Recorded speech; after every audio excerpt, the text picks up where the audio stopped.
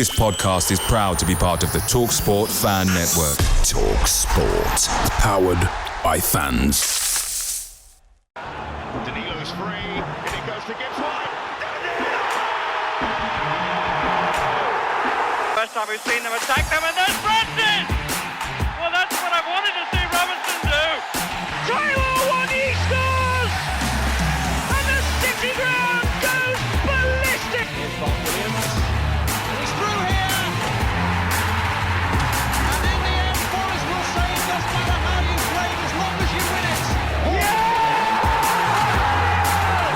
Forest Premier League! Hello and welcome back to Red Side. Trent here to preview this weekend's game as Forest take on Bournemouth in a must-win for Nuno Espirito Santo if he is the official manager to take over the recently sacked Steve Cooper. Joining me is Craig from Up the Cherries in All Departments podcast. Craig, thank you very much for joining me. How are you, mate? Yep, all good, mate, all good. And thank you for having me on. No problem. It's been a whirlwind of a day as I record this. Before I had you on, the news has come out Steve Cooper has been sacked. I'll get more of your thoughts on that. Just want to talk to you about, obviously, the weekend's game, first of all, which was a awful thing in a lot of respects for football fans and obviously the players. Unfortunately, Tom Lockyer collapsed. Thankfully, he's on the mend and is recovering, it seems, back in hospital. What was your thoughts, obviously, being there in the ground? It must have been a really harrowing moment to be part of and something that you never really expect to see at a football match ever, really. It's just... It was chilling, and to be honest, I wanted to address it as well on the Saturday, but I was completely lost for words. I knew that we had to do something afterwards as well. But going to that incident, as soon as we realised it was Tom Lockyer, it was a bit a gasp of breath because we knew what he'd been through in the playoff final against Coventry for Luton, and he is such a pivotal player in the side, but it was a horrible thing to witness, absolutely horrible thing to witness, and the right decision was made, be it 2-0 down, 7-0 up. Football just has to take a second stage, at that sort of situation. Phil Billing, a lot of Luton fans have actually been coming out, and there's already before that game, there was always a very, very good relationship between Bournemouth and Luton. That's probably down to the fact that back in 2008, Luton were on -30, we was on -17, and then Rotherham were also on -17. So it was a horrible season, but eventually it ended in us surviving. Luton, unfortunately, with -30, could never get out of it. It was nigh on impossible. But it was horrible to witness, and I think it's brought fans together. It's good news that Tom is doing a lot better now. The reports that things are positive. But we just wish him well, and all my thoughts are with his friends, family, Tom himself, of course, the fans, the players, the staff, the management of Luton Town, because it's one of those things that you go to football, and very much like Christian Eriksen in Euro 2020, you never expect to see it. You never expect to see it. It's something that you never want to ever see. And I think everybody in that crowd was just shocked. It's just horrible, but everybody was brought together by it. And let's just hope that Tom gets better. And we'll see where we go from there after that. I think happening to him once is bad enough, but twice is just like, oh my goodness. Like I'm almost certain. I think he will probably retire on the back of this. I would be shocked if he continued. But what would you? How would you say the mindset of the players might well be? Because obviously you being there, you mentioned Phil Billing. You didn't quite finish your point on what Phil Billing did or anything. But Oh yes, sorry, Phil yeah, Billing. So as soon as Tom Lockyer went down to ground, Phil Billing ran straight over to him. In fact, bit of tongue in cheek. I've never seen him move so fast. Um, but what he did was so important, and the Luton players, and the fans and everybody's been giving him a lot of credit because Hmm. um, what he did has potentially saved Tom Lockyer's life. Yeah. Um, you know, he hasn't come out and said it, exactly what he did on the pitch. I think he put him in the recovery position, checked for his tongue, that sort of thing. Um, I'm not a medical expert, and I don't think, from knowing Phil Billing, I've met him a couple of times. He's he's a confidence person. He doesn't normally, portray a lot of confidence, but to do that, you know, in somebody's moment of need, show shows what a good man he is. Hmm. And yeah, I think the one thing, I don't think he'll come out and say it, but I think he deserves a lot of credit. Um, whether or not he wants it or not, is another thing. But I think he deserves credit anyway because of what he did. He probably sees it as like he's done something what anyone else would probably have done in that sort of Yeah, situation if they'd got there first as well and had the know-how of what to do. So fair play to him. But yeah. let's get back into the good stuff that is obviously happening at the Vitality, Dean Court, Bournemouth, whatever you want to call it there at the ground. Before the game obviously was abandoned, your form you were top of the form guide. Yes. What's changed in the last few weeks under Andoni Iraola? Because he was reported to be on the verge of getting the chop, wasn't he? Well, believe it or not, I even turned around and I said, I think we need to make the change because I felt that Gary O'Neill. Firstly, I was disappointed that Gary was sacked, because he kept us up. He's a very, very astute manager. He's a good manager. He's got a tune out of a Wolves side who I thought were going to be really, really struggling Mm. this season. So he's got a tune out of them.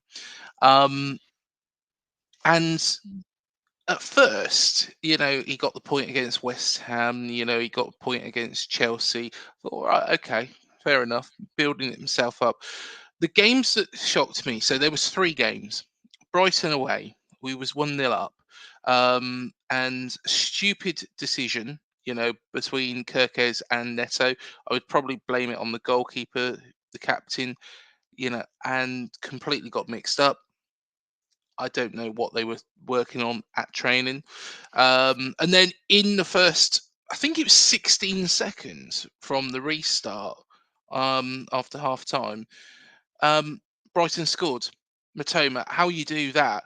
But that was from our own, kickoff.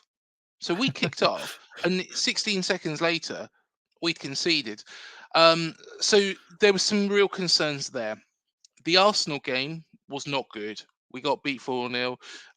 It was not a good performance. We really, really struggled. Really disappointing.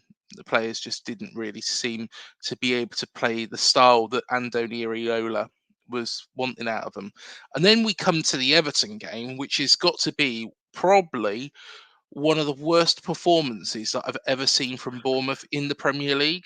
I think, it's got to be up there because Everton were crap on the day. Mm. It's got to be up there with the 9-0 thrashing at Liverpool. So, yeah, we haven't got a very good track record in Liverpool in general, but um, but At yeah, least we were both rubbish against Everton this season. well, exactly. It was terrible. It was terrible. And at that point, I thought Andoni Iraola's style is not working. We're pressing too high. We're not. And then what he's done is he's gone a little bit more direct. He's changed the personnel. So instead of playing that high line consistently, it seems to be a bit like Eddie Howe used to. And we picked up a win against Burnley. The Newcastle game, yes, they were depleted with loads of injuries. Was a fantastic result. Sheffield United, I know Sheffield United away. You'd expect us to get 3 points there, but I think that was the one where it was like, right, Andoni's crack this. And then it's showed in the Man United game. So he's really turned it round. He's changed the style slightly. Um, he's also, and one thing that a lot of people don't realise, for that early period, he didn't have his assistant. So when you come to coaching players, if he's doing coaching here, there, and everywhere and hasn't got somebody dedicated, it's like having Eddie Howe without Jason Tyndall. It Yeah. wouldn't work. And Jason Tyndall, of course, was in charge of us without Eddie Howe at the club. Again, didn't work. Well, Jason Tyndall's a coach. He's not really a manager. Um, and I feel in this situation, it was exactly the same. There was too much for Andoni Iraola wanted to change the style from Gary O'Neill's style. He's managed to do that now to an extent. He hasn't gone, the full pressing style that, he wanted to and tried to implement at first. But now he has got his assistant there. It seems like that transition is a lot better. Whereas at first, I don't feel that players really they bought into him. They bought into him. It was a happy camp. There's no doubt about that. He's a very, very nice guy, and I think he gets the respect out of the players. I just don't think that they really. I don't think that they had the people around them to actually be able to, assist them with that change. Mm. If he had gone back, and playing devil's advocate, if he'd gone back to playing how Gary O'Neill was for that first, up until that Everton game, I think we would have probably got a lot more points. Yeah. But that's not what he wanted to do here, and it's working. It's working. Fair play to him. He's turned the corner. I always wanted it to work for him, but I was just worried it wasn't going to.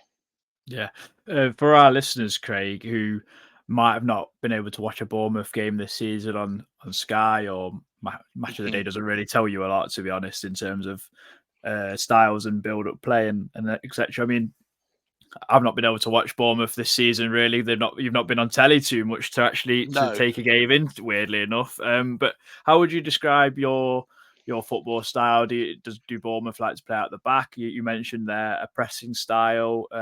What kind of thing will Forest expect from you on Saturday in terms of how you approach games? We will still do the high press, so that has remained. However, we will play out from the back. What we was also doing during the early days of Andoni Iraola was passing a lot in the middle. There's a lot less of that now. It's quick, zippier passing. Semenyo and Marcus Tavernier have been fantastic in getting the ball forwards. Alex Scott, before he got injured, was excellent. And, he really, it really coincided with him coming into the side, the upturning form. So, what you expect is a team that can attack very, very quickly, do put the pressure on the defense from the front, um, but you know, a lot less impetus on the passing. We're not very defensive anymore. There is that. That was what was really, really nice about that Manchester United win, is that the attacks just kept coming and coming and coming. And it didn't seem like where Gary O'Neill would have gone, right, okay, we're 1-0 up against Man United. Everybody back, let's defend this. As you probably saw when Forest come to Dean Court last season, where went 1-0 up, well, let's just sit back, defend. Um, what what we are doing now is attacking consistently and just keep putting that pressure on. That's fair enough. And who would you pinpoint as your the person in the side that is having a real influence on the side at the moment and maybe going a bit under the radar, would you say? Because like I think a lot of people will look at Bournemouth and go, "Oh, Semenyo's doing well, Tavernier's doing well, Solanke like kind of," but who's someone maybe that isn't getting enough credit from your point of view? Do you know what? It's quite nice actually that you say Semenyo, as the first name, because he's a player that, when he signed from Bristol City, there was a lot of doubts over him. It was like, right, yeah, he's a bit of a player that, and even the Bristol City fans said it. One day he'll have a fantastic game, he's unplayable. Next game he just goes missing. So he's been very, very consistent here. Justin Kluivert is really, really good. I think our upturn in form has coincided with him playing a lot more games. I think he's probably playing the best football of his career, Adam. I think he's really, really good, and he can switch it around in midfield. He plays in the middle, on either of the wings. He's quite a flexible player. One player who has really, really overperformed, and to be honest, he's always had it in his locker, but he's been unlucky with injuries and really struggled to get going again sometimes, is Lewis Cook against Manchester United. That that first goal, winning, he had no divine right to actually win that ball. Great first touch. Oh, it was outstanding. It was outstanding. He just controlled it, took it away, crossed it in, and what a fantastic goal. So yeah, I think Lewis Cook and Justin Kluivert have been excellent, but you know, every player really is playing their part now. Zabani in defence. At first, at the start of the season, he seemed a little bit naive, a little bit unsure, a bit like Kirkes as well. Just didn't seem really sure, of what their role was going to be. Of course, defending, keeping the ball out of the back of the net, but when moving the ball forwards, it seemed like, right, okay, I'm just going to pass, pass, pass, pass, pass. Didn't seem to have. Now it's a lot more impetus. They'll come forward with it. They'll take the ball, come forward with it, pass it out forwards rather than going sidewards. Um, and yeah, every player has really improved. Um, Yeah. so although I say those two, they're two in the midfield. Midfield is our strength. I would say all over the pitch, we've been excellent in the past couple of weeks. Yeah, it must be fun to watch as well. Like It is. Zabanya, when you got him, I'm a big Football Manager player, and Yeah. I signed him as a kid, and he's an FM wonder kid. So is Kirkesh, actually, weirdly enough. Yeah. Yeah, when you signed Zabanya, I was like, oh, they've got one hell of a centre half there because he's played Champions League football before he was 20. Do you know what I mean? And Yeah. captaining Dynamo Kiev, I think, at the time, or whatever, and playing for Ukraine. So, do you know what I mean? He's already got a wealth of experience at such a young age. But I don't know if you know about Kluivert, as he's now a pub quiz question, and he like scored in all 5 major European leagues at least once. So that's quite fun to have. What would you say your strengths and weaknesses have been this season? I know you mentioned maybe defending or going forward for a period of time, but it seems like you've got no strength, no weaknesses now anymore. It's more all strengths, but you must have something. I'll be honest. Going back to that Everton game, I would have been really struggling to actually pick out any strengths. Solanke, if you can get the ball up to him, that would have been it, really. And it would have been, lots of weaknesses. What's nice now is I'm struggling to think of many weaknesses. Defense is shored up. Um, Maybe we can get hit on the break a little bit by teams, because when we are pressing high, that's the same with all teams that do that style. Be it Aston Villa, Arsenal, those sort of teams, do get caught on the break. Man City, it seems to be the way that you can actually counteract them. Not that we've ever done it, but by hitting them quickly, then that's probably your best chance. Um, I would say strengths though is the midfield is solid.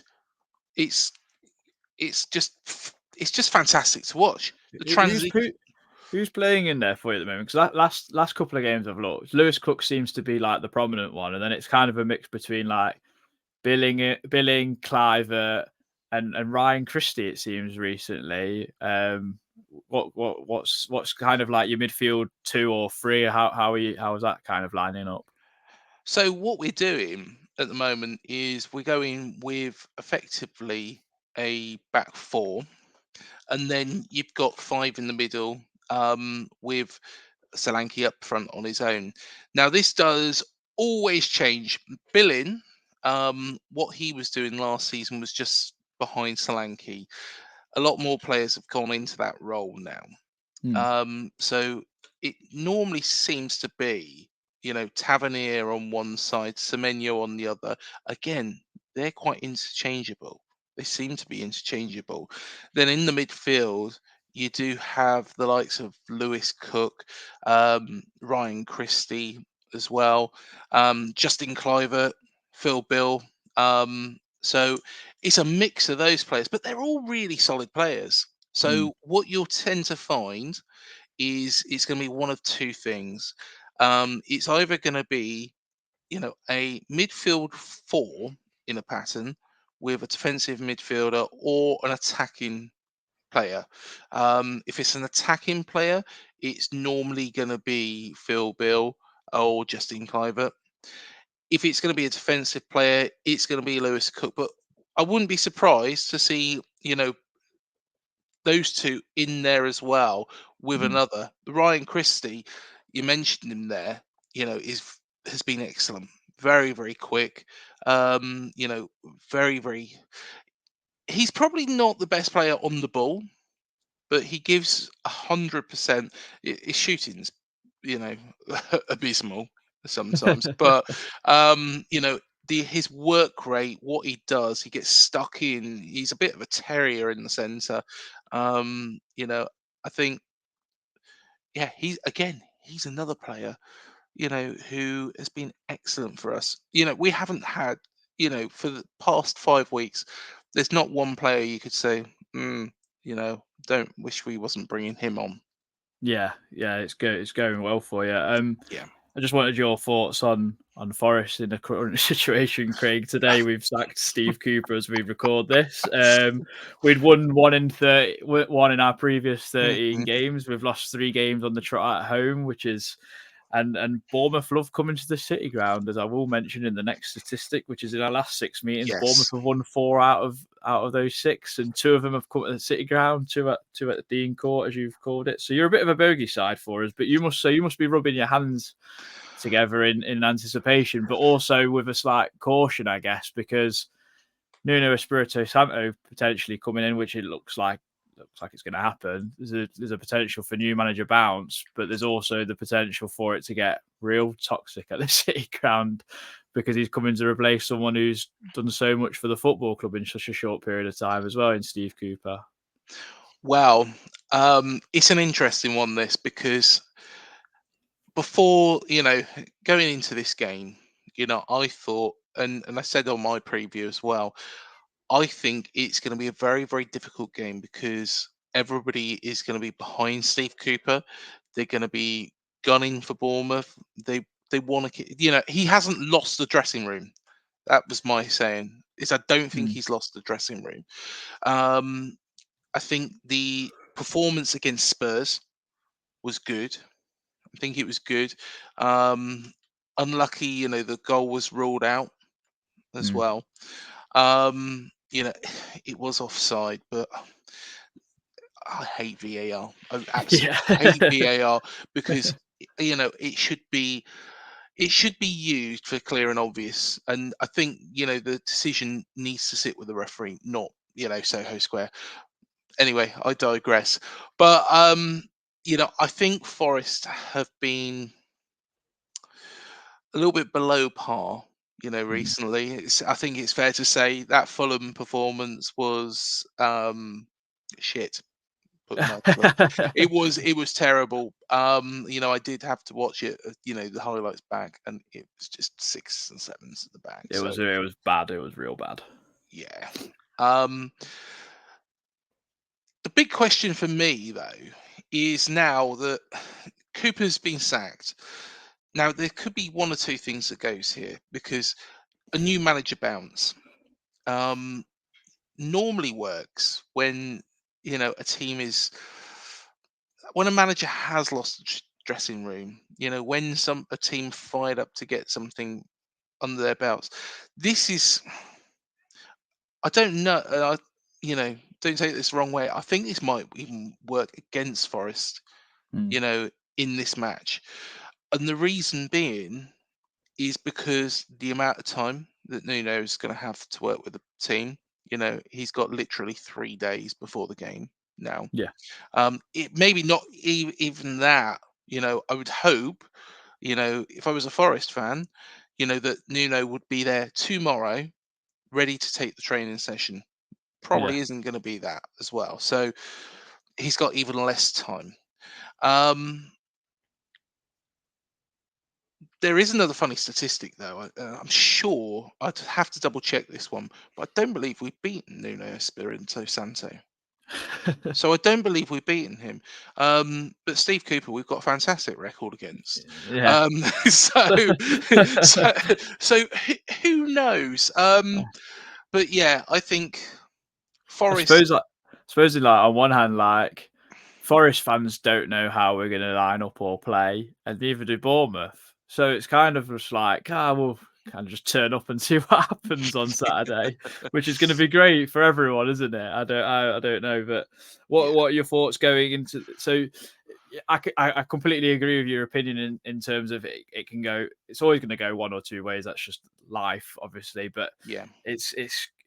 I feel so sorry for Nuno coming into this job because from the backlash I've seen on Twitter, which is you have to take with a pinch of salt at most of the time. You've got fans saying they're never coming back because of Steve Cooper FC, not Forest FC. That it's negative, it's a sideways step, it's not an upgrade. People were hoping for Lopetegui or Oliver Glasner, so that's in there. But what are your thoughts for the game? How do you see it kind of panning out if Bournemouth turn up, or if Bournemouth would turn up? I suppose you probably think you're going to win, which I probably agree with. yeah. I've got a little bit more confidence in me now because I think the players, and it would probably have disturbed the setup ready for this match. I'm sure Cooper probably had something in mind. You never know. He might have known before the weekend, but he's professional. He's a professional. He's a professional guy. He's a good manager. He's a good person. He would still give an 110% if he knew even that he was going to be out the door. It's a little bit like Steve Cook when he knew that he was leaving Bournemouth. How he threw himself at that, ball that was fired in. I think it was Mitrovic fired it in with some power, and he just threw his head in the way. And it just hit him square on in the face, and then of course he went to Nottingham Forest. So, you know, I think it's going to be interesting. I don't actually know how it's going to pan out because we have got a better record against Steve Cooper. We've got good record against Nottingham Forest. We haven't got good record against Nuno, but at the same time, I personally think that this team's on a roll and we shouldn't fear anybody. But going back to the points of the other names, Lopetegui, if you asked a Wolves fan about Lopetegui or Nuno, they would say Nuno every day of the week. Um, I think some of it is probably how Lopetegui lost his marbles just before the season started. Yeah, that doesn't help. No, no, but I think in Nuno Espirito Santo, you have got a good manager. Um, But at the same time, Steve Cooper, should he have been given a little bit more time? It's a difficult one. Personally, I would have given him a little bit more time. But Marinakis is probably turning around and saying, "Look, I backed him. I backed him to the hilt," which he has. Yeah. You can't knock either of them really. I mean, I think you spoke right at the top of the show about Iraola, you was quite happy to make the change. If you'd won one game in 13, you would make the change. Oh, So Adam, there's a bad video out there, and I'm not deleting it. I'm not deleting it because I admit to my mistakes, but my mistake was I turned around and I was like, well, where do we go from here? We've got US owners, Bill Foley. We've got a lot of players, that used to play for Leeds. We've just signed Tyler Adams. We've got Sinistera. Um, Max Aarons, a player that supposedly this man was interested in. Um, Jesse Marsh is available, isn't he? And I, I come out and I said, well, look, I don't want him permanently, but at the same time, yeah, I'm getting rinsed for that every now and again. So, but you'd rather so I be should do. you'd rather be proven wrong than be proven right, and Exactly, mate. and the good of the club comes out of it. Do you Yeah, know what I mean? That's definitely, just how it is. So like it's the definitely. same on all podcasts especially when you put an opinion out there. But could you give us what your predicted 11 would be, and then give us a score prediction, Craig? Yeah, I think Neto will be in goal all day long, all day long. I think the back four is probably going to be Kirkes, Senesi, Zabanier, and Adam Smith on the right hand side. Alex Scott is back now. Is he going to start this? This is where I'm going to be a little bit creative. I think Tavernier, um, possibly. It's an interesting one. An interesting one. Do we put It's great to have Semenyo? options, isn't it? Yeah, exactly. Do we put? Yeah, let's go with Semenyo on the left, Tavernier on the right, and then in midfield, I'm going to go with. Even though Lewis Cook had a good game, I'm going to go with Justin Kluivert. I will go with Alex Scott because I think his link-up play is excellent, and I think just off them, Phil Bill with Solanke up top. But I wouldn't be surprised. Sinistera as well, like I mentioned, he's been good. He's been Mm. good. We could easily be dropping Semenyo and putting Sinistera there. So it could be Sinistera on the left. Yeah, I think it probably will be. Sinistera is probably left midfielder is probably out and out rather than Semenyo. Uh, we've got so many options. It's nice. It's Yeah. nice. I mean, you've not even mentioned. I'm going to butcher the saying of this. Is it Watra? Watra? How do you say it? Dongo Watara. Dongo Watara. Watara. Yeah. It's said with a W. It's a Yeah. bloody oh Yeah. my lord! Yeah. It's Dongo Watara. I liked him. I It's liked the look of him last season. Scored against us, so and he looked like a lively player. He was like Zabanier Yeah, before, and I still don't know if that is correct. I think it is. I think it is, but I'm sure it was Mark McAdam that put me right on this one, because I called him Zabarini, and he was like, "He's just turned Italian, has he?" I was like, "Wow, yeah." That's fair enough. Yeah, you've got a few options. Yeah, Yes. Watara. Okay. What's your score predictions to me, Craig? I said 1-1, on my preview. But of course, all the goalposts have changed. Like I say, bad record against Nuno, good record against Forest, good record against Cooper. And I think because of the managerial change, I don't think it's going to be a new manager bounce just yet. I think you probably will get it. But I'm going to go with a 2-1 Bournemouth win now because of the changes that have been made. That's fair enough. In true Forest fashion, the new manager bounce will come against Newcastle and Man United. So Yeah, that's what will happen.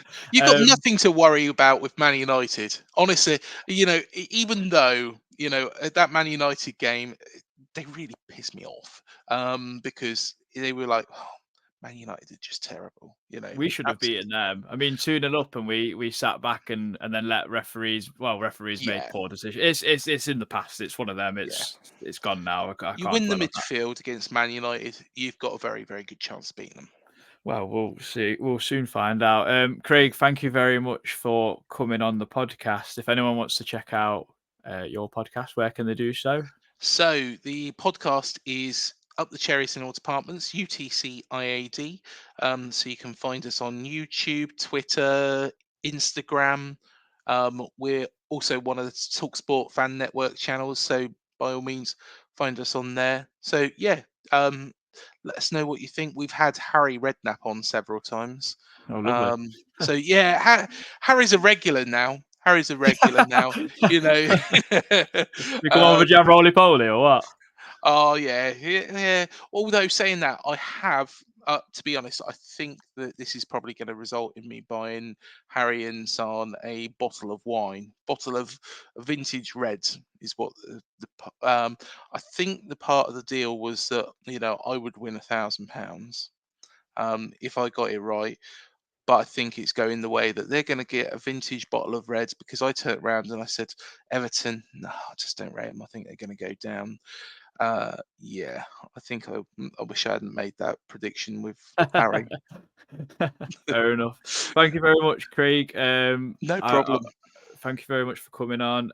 Hopefully the new manager does start on Saturday, because we bloody well need it, and need to shut a few Forest fans up, if I'm all honest. But thank you very much. We'll see you in the next one. This podcast is proud to be part of the TalkSport Fan Network. TalkSport. Powered by fans.